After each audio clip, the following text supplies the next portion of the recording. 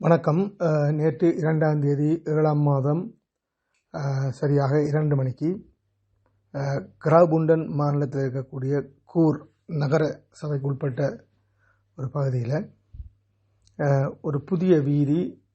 பேர் சூட்டப்பட்டு திறப்பு விழா கண்டிருக்குது. ஏன் அந்த புதிய வீதி புது பேர் சூட்டப்பட்டதுன்னு சொன்னால் 1989ஆம் ஆண்டு கிட்டத்தட்ட 37 வருஷங்களுக்கு முன்னர் தமிழர்கள் நாங்கள் அகதிகளாக இந்த சுவிஸுக்கு புலம்பெயர்ந்து வரைக்க தமிழ் மக்கள் தங்கியிருந்த ஒரு அகதிகள் முகாம் சுவிஸில் இருக்கக்கூடிய இனவரியர்களால் இன துவேஷத்தின் காரணமாக எரியூட்டப்பட்டு அதில் 2 சிறார்களும் 2 வளர்ந்த தமிழ் இளைஞர்களும் அதில் நெருப்பில் கருகி பலியானார்கள். அப்போ 89ஆம் ஆண்டு அந்த நிகழ்வு பெருசாக முழுமையாக ஆய்வு செய்யப்படாமல் மேலோட்டமாக அதிகாரிகளால் அந்த கேஸ் மூடப்படுது. இப்போ மீண்டும் 37 ஆண்டுகள் கழித்து அது ஒரு திட்டமிடப்பட்ட இனத்துவச தாக்குதல் என்றதை பல பொது அமைப்புகளும் சுவிஸுடைய ஜனநாயக கட்சி மற்றும் சில தமிழ் பொது அமைப்புகளுமாக இணைந்து எடுத்துக்கொண்ட ஒரு முயற்சியினால் பாராளுமன்றத்தில்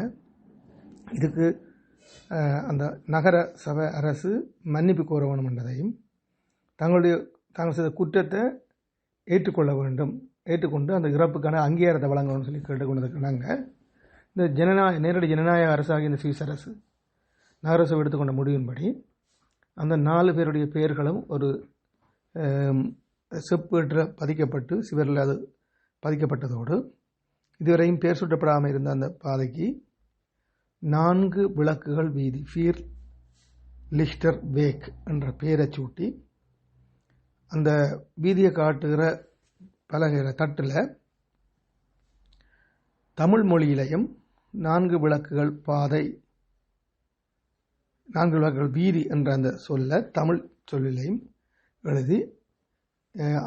ஜெர்மன் மொழியிலையும் எழுதி அவருடைய இறப்புக்கான ஒரு அங்கீகாரத்தை வழங்கியிருக்குது.